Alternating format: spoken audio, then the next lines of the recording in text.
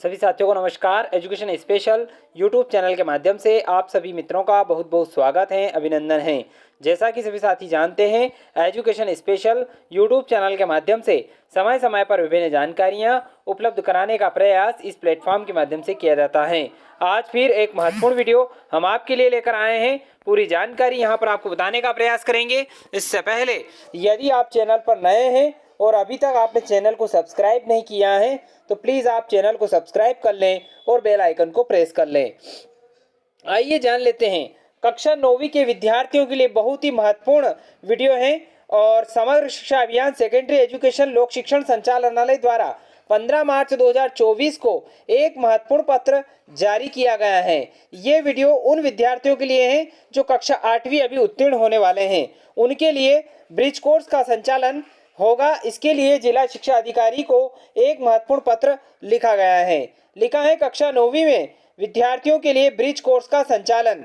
कक्षा 9वीं से कक्षा 10वीं के बीच विद्यार्थियों की शाला त्यागी ड्रॉप आउट दर अधिक होने का एक मुख्य कारण प्रवेश लेने वाले विद्यार्थियों का दक्षता स्तर कक्षा 9वीं के अनुरूप न होना है, जिससे विद्यार्थी कक्षा 9वीं के पाठ्यक्रम की विषय वस्तु को नहीं समझ पाते हैं। विद्यार्थियों को कक्षा 9वीं के पाठ्यक्रम की विषय वस्तु को समझने के तक लाने हेतु ऐसे सभी विद्यार्थियों के लिए ब्रिज कोर्स की व्यवस्था की गई है। गत वर्ष के अनुभव एवं शिक्षकों के सुझावों के आधार पर ब्रिज कोर्स में कुछ संशोधन किए गए हैं। इस सत्र में संशोधित ब्रिज कोर्स का संचालन 1 अप्रैल से 30 अप्रैल 2024 तथा 18 जून से 31 जुलाई 2024 तक किया जाएगा। संशोधित ब्रिज कोर्स का क्रियान्वयन निम्नानुसार निर्देशों के अनुसार करना सुनिश्चित करें। सबसे पहले बात करते हैं प्रशिक्षण की। रिसोर्स पर्सन प्रशिक्षण। राज्य स्तर पर रिसोर्स पर्सन द्वारा जिला रिसोर्स पर्सन का ऑनलाइन प्रशिक्षण 5 अप्रैल 2024 को हिंदी विषय समय 11 बजे से 1 बजे तक, अंग्रेजी विषय दोपहर 1 बजे से 3 बजे तक और गणित विषय का प्रशिक्षण दोपहर 3 बजे से 5 बजे तक आयोजित होगा। बात करते हैं शिक्षक प्रशिक्षण की। जिला रिसोर्स पर्सन द्वारा दिनांक 6 अप्रैल से 8 अप्रैल 2024 के मध्य जिला स्तर पर हिंदी, अंग्रेजी एवं गणित विषय के शिक्षकों को प्रशिक्षण दिया जाना सुनिश्चित करें। जिला स्तर पर यह प्रशिक्षण भी ऑनलाइन होगा। बात करते हैं ब्रिज मटेरियल की।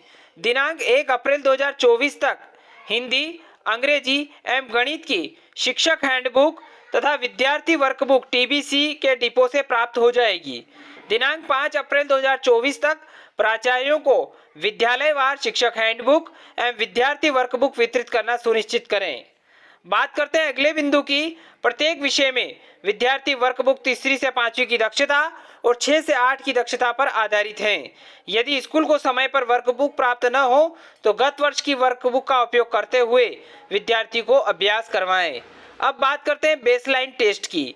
1 अप्रैल 2024 से 20 अप्रैल 2024 के मध्य विषयवार बेसलाइन टेस्ट, जिसमें अंग्रेजी, गणित और हिंदी लिया जाएगा। बेसलाइन टेस्ट 20 अप्रैल 2024 तक विमर्श पोर्टल पर लॉगिन पर उपलब्ध होंगे, वहां से इसे डाउनलोड किया जा सकता है। जो विद्यार्थी इन दिनांकों में अनुपस्थित रहेंगे वे जब भी प्रथम दिवस उपस्थित होंगे तब उनका टेस्ट लिया जाएगा। बेसलाइन टेस्ट की कॉपी संबंधित शिक्षकों द्वारा सामान्यतः उसी दिन जांची जाएगी तथा उसी आधार पर विद्यार्थियों की स्थिति का आकलन किया जाएगा। विद्यार्थियों के बेसलाइन परिणाम की जानकारी विमर्श पोर्टल पर 25 अप्रैल 2024 तक दर्ज कराना सुनिश्चित होगा। प्रत्येक विषय शिक्षक का यह दायित्व होगा कि उसके विषय की प्रविष्टि अनिवार्यतः हो जाए। प्राचार्य समय सीमा में विमर्श पोर्टल पर प्रविष्टि के लिए उत्तरदायी होंगे। अब बात करते हैं ब्रिज कोर्स का संचालन। सुझाई गई समय सारणी है ये 1 अप्रैल से 30 अप्रैल और 18 जून से 31 जुलाई तक ये चलेंगे। पहला दूसरा कालखंड अंग्रेजी का होगा, तीसरा चौथा कालखंड हिंदी का होगा। इसके पश्चात अवकाश होगा। 5वां छठा कालखंड गणित का और 7वां कालखंड विज्ञान, सामाजिक विज्ञान, संस्कृत और 8वां कालखंड भी विज्ञान, सामाजिक विज्ञान, संस्कृत। ये अल्टरनेट आपको रखना होगा। बात करते हैं प्रतिदिवस। प्रारंभ के 6 कालखंड ब्रिज कोर्स के रहेंगे, हिंदी, अंग्रेजी, गणित के पूर्णतः समर्पित रहेंगे और शेष 2 कालखंडों का समायोजन इस प्रकार होगा कि शेष विषयों विज्ञान, सामाजिक विज्ञान, संस्कृत को प्रति सप्ताह समान कालखंडों में विभाजित किया जा सके। बेसलाइन टेस्ट के आधार पर यदि शाला में कक्षा 8वीं की दक्षता रखने वाले विद्यार्थियों की संख्या एक सेक्शन के अनुरूप हो तो इन विद्यार्थियों का पृथक सेक्शन बनाकर उन्हें कक्षा 9वीं की पाठ्यपुस्तकों का अध्यापन करवाया जाए। यदि कक्षा 8वीं की दक्षता रखने वाले विद्यार्थियों की संख्या एक सेक्शन से कम हो तो पीयर लर्निंग का उपयोग किया जाए। शिक्षकों द्वारा 80 मिनट के पीरियड में 40 मिनट हैंडबुक से पढ़ाने के बाद गतिविधि के माध्यम से समझाया जाएगा और अगले 40 मिनट में विद्यार्थियों से वर्कबुक के माध्यम से अभ्यास कराया जाएगा। शिक्षकों का दायित्व होगा कि प्रत्येक पाठ के बाद प्रत्येक विद्यार्थी की वर्कबुक को जांचें, उसकी गलतियों पर गोला लगाएं तथा सही स्वरूप लिखें। यदि विद्यार्थी बार बार एक ही गलती कर रहा है तो उसे अलग से समझाएं। ब्रिज कोर्स की समाप्ति के पश्चात शाला स्तर पर विद्यार्थियों की प्रगति जांचने हेतु टेस्ट लिया जा सकता है। बात करते हैं एंडलाइन टेस्ट की। 18 सितंबर 2024 से 26 सितंबर 2024 तक समस्त विद्यार्थियों का ब्रिज कोर्स का तीनों विषयों का एंडलाइन टेस्ट यानी कि त्रैमासिक परीक्षा ली जाएगी। एंडलाइन टेस्ट पेपर विमर्श पोर्टल पर उपलब्ध किए जाएंगे, जहां से प्राचार्य द्वारा डाउनलोड करके फोटोकॉपी कराए जाएंगे। टेस्ट कॉपी सामान्यतः उसी दिन जांची जाएगी। 30 सितंबर 2024 तक विद्यालय द्वारा विमर्श पोर्टल पर एंडलाइन टेस्ट की प्रविष्टि की जाएगी। बात करते हैं विद्यार्थियों के लिए अभ्यास।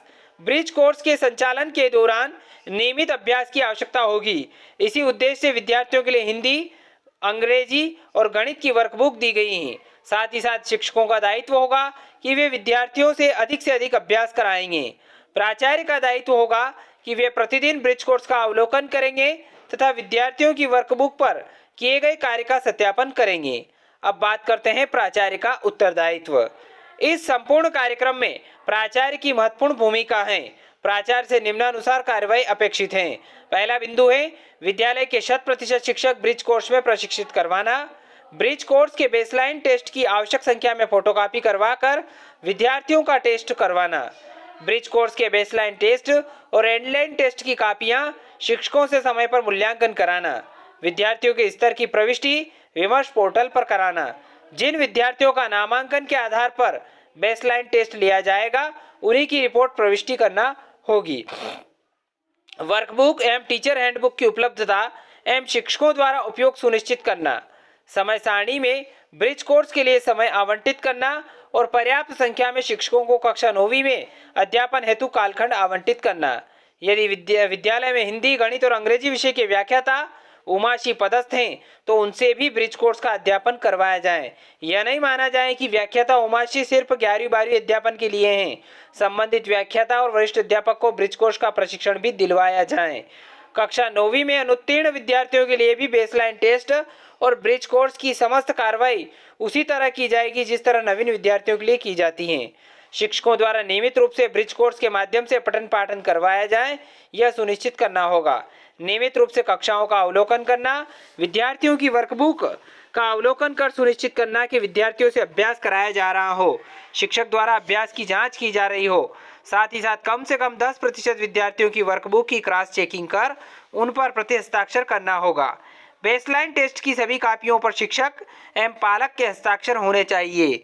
विद्यार्थियों के स्तर की समय समय पर जांच करना होगी। अब बात करते हैं मॉनिटरिंग की।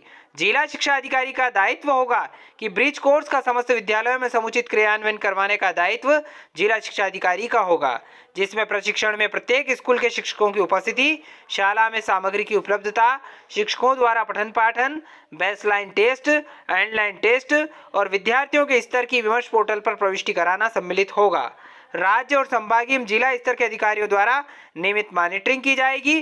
जिला शिक्षा अधिकारी एवं जिला स्तर के अधिकारियों द्वारा प्रति माह कम से कम 10 विद्यालयों की मॉनिटरिंग की जाएगी। यह मॉनिटरिंग ऑनलाइन होगी।